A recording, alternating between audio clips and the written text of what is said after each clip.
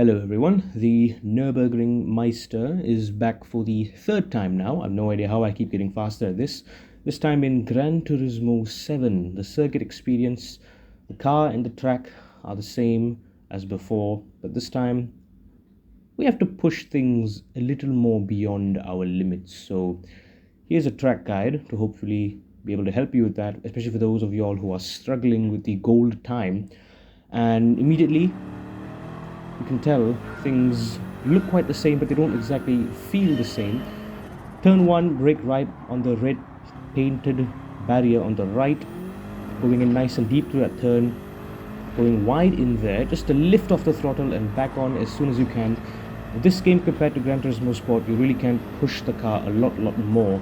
For this corner, you could hug the left before you go into the right in that little long braking zone. Something I discovered quite late on. Usually I would just brake straight in a line and go for that right-hander. Brake nice and early through that downhill sector. Once your car's pointing straight, gas full, use all of that curb on the right, carry all the speed over the Flugplatz, the little jump. I was a little brave here. You can be really brave and just keep it flat through there. Again, same thing as before, just a little lift. Previously I would dap on the brake a little bit, just a little tap, but I realized that this car has a lot of weight and a lot of downforce, and you can just lift off the gas a little bit and carry all that speed down the first big straight. Now this corner is very tricky. You can keep the car flat out and just hug the left and right at the end of the curb, just heavy braking, trail brake nice and smoothly into that long right-hander. Use all of the curb on the outside. 1 minute 12 seconds on that first few sectors. That was as fast as I've ever been through that sector. Blistering pace, going uphill right at the end of that little signboard on the right. Now I'd like you to pay attention to my racing line through there, right? I kept it on the left, braked in a straight line, and had sort of this long curved left-hander into the left-right section, into that little chicane thing. That was my line. Some people would stick to the right and try to take a smoother line, but I felt this was more comfortable for me. Again, just lift off the gas and turn in nice and hard. Same thing here, just coast. Coasting seemed to work quite well with this car, similar to the AMG and the Corvette. A lot of front engine rear wheel drive cars, they like coasting. You can carry a lot of speed while coasting, as opposed to trail braking through. Brake nice and early, coast a little bit, and then as you pass the second set of the rumble strips, start getting back on the gas, brake nice and late, carry all that speed, go for a late apex around that curb on the outside, get a nice smooth exit. That was my first oopsie there. Lost about 2/10 or 3/10 on that exit. The car almost spun. I was very gingerly through that corner as well. Not a big fan of that corner. Coast through that uphill sector. This car is famous for this section is famous for spinning out cars. As soon as your car's pointing straight on that uphill part, just go full out, go wide, carry speed through it. Now there is a signboard on the right and also a blue marking on the road right before that turn. You can brake right between those zones, wherever you're comfortable, and carry all that speed through that right-hander and use all of the curb, all of the track on the left as you exit. Now I hit a 3 minute 3 second for that sector. I could have gone a flat on 3 minute, so I was 3 seconds slower, but this, after hours and hours of trying, after countless attempts, this was the only clean lap that I managed to pull off. So we're going on with this. Another tricky corner, just a quick tap on the brake, turning in, using all of the inside curb, not going over it, being careful. Same thing over there on the right-hander. Being very careful to not go over that right-hand curb. That will unsettle your car because it's a high curb. Braking nice and early, getting into that curb, sticking the car to the right as the curb ends, braking and diving, bring all of that speed into the inner banked concrete section of the carousel. And here you just want to keep the car nice and steady, nice and balanced, keeping it in a flow, because there's a series of lefts and rights.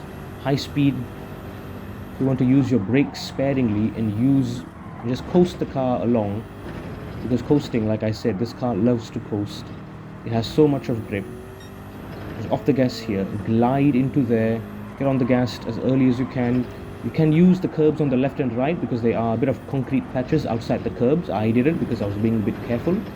but you can get a few tenths there if you really want to push it. Another signboard on the right, brake right before it. I braked into this corner as opposed to it being a straight line, using all of that curb there, half of the car being on the track. Long right-hander, again using all of the curb as soon as possible. Right at the bottom of that little dip there, start braking so you can get as maximum braking power. Just ride that curb flat, go over it. You don't have to turn left and turn right, just go over it. Now the braking point here, you either get it wrong or you get it right. I braked right as soon as my car jumped and landed back on the road. Here you want to keep it nice and tight to the left so you get a good exit, a nice smooth turn in to the left, right, left here. Carry all the speed. You see a couple of marshals on the right, brake as soon as you see those marshals. Keep it nice and tight to the right at the end of the little concrete curbs. I went a little wide here. I failed countless times here, so I was being a bit careful here. I did not push as much as I could. Bit of a spin there as well. There's a little crest over there, you should be careful. I have seen people just coast over that corner without braking, but since I have failed this corner numerous times, and even on the exit I did brake a little bit, so that was probably 4 or 5 tenths. So overall on the track, from the 3 or 4 mistakes that we've done, we've already lost about a full second, as we carry all that speed down the straight, which clearly isn't as quick as we would have if we got a clean exit onto the Dotingarhohe. So here we are just carrying all that speed, 274 kilometers an hour, bringing the car over to the right. But since this car has a ton of downforce, I just kept it in the middle, rode the curb nice and early. So the trick is, on the right hand side curb, at the end of the curb, about 10 meters after the curb, start braking. Keep it to the left, which is a new strategy that I found, and trail brake into the right hander and carry it on to the penultimate corner. And there you have it, 6 minutes 35.927, beating my personal best of 6 minutes 42 in Gran Turismo 7. And if you remember my previous video with the BMW M6 GT3 and the Nürburgring, I managed to pull off a 6 minutes 40 second. So this is about 4 entire seconds faster than my previous best attempt. So this was quite of a shocker.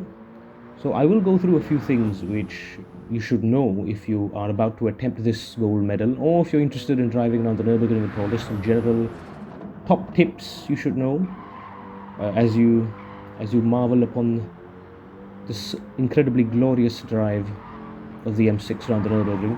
So while that's going on in the background, first things first, the Nürburgring is a very tricky track. It's 21 kilometers of dips, curves, undulations, elevation changes, things that can catch you off guard if you're not paying attention, if you're not in control and you're not concentrating. So knowing the track is obviously the key here. Second, of course, is sticking to the racing line.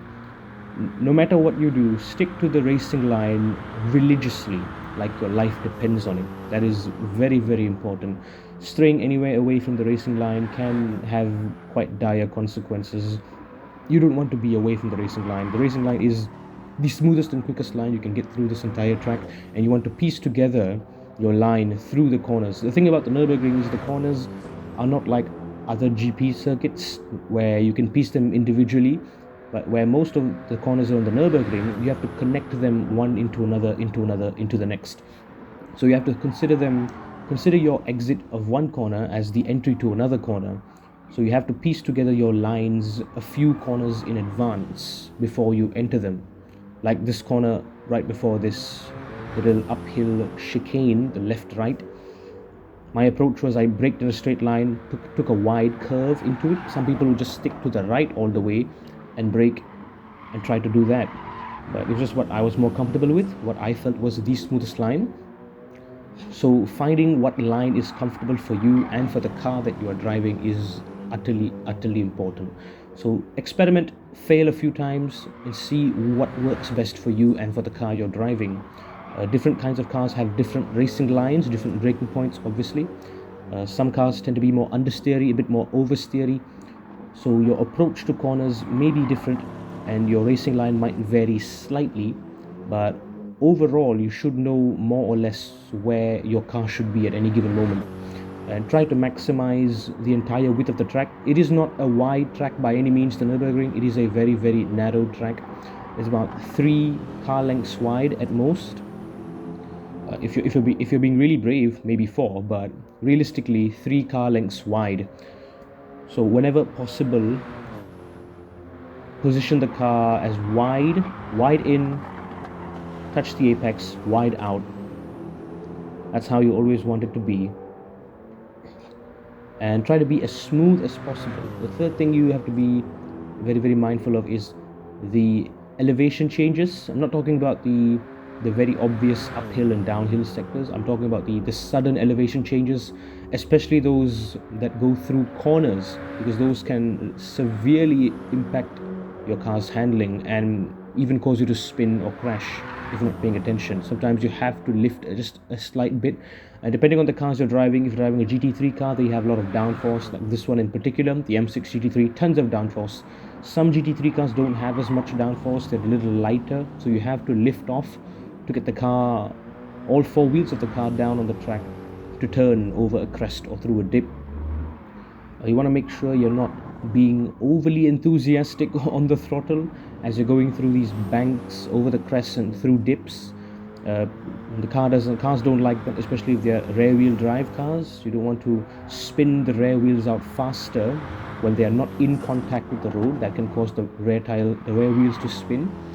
Another thing you should keep in mind are the curbs, right? While we're on the topic of using the entire track, the curbs are of course very, very important when you're trying to piece together a quick lap. You want to make use of the curbs as much as possible. As you can see there, that little entry there, I did not use that first set of curbs, but I used the second set of curbs. So I could have gone about a tenth quicker if I utilized that first set of curbs as well.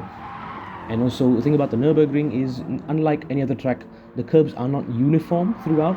Like this set of curbs that I'm running on right now, they are flat curbs, so you can just bring the entire car over them without much of suspension change laterally over the car.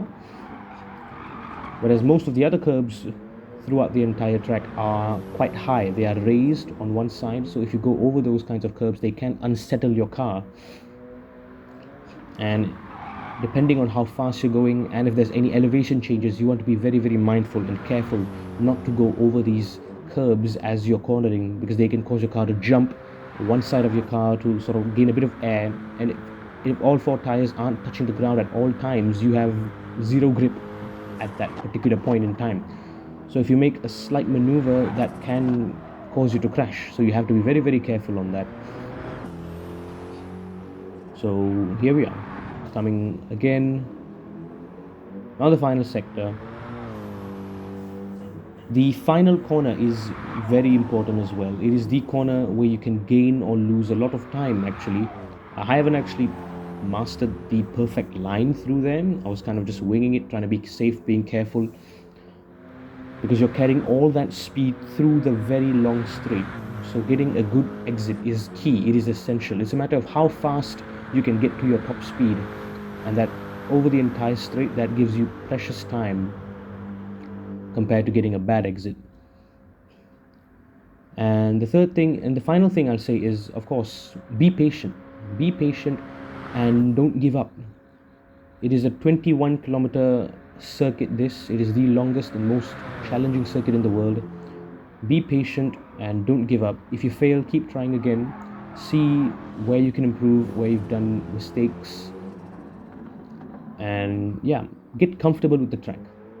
It won't become as daunting as it may appear to be once you've had multiple goes. But the Nürburgring is really a special track, and I absolutely love it. And well, there you have it, 6 minutes 35.9. I probably could go faster. The current world record is a 6 minutes 22. Well, that's for another time. Thank you, everyone.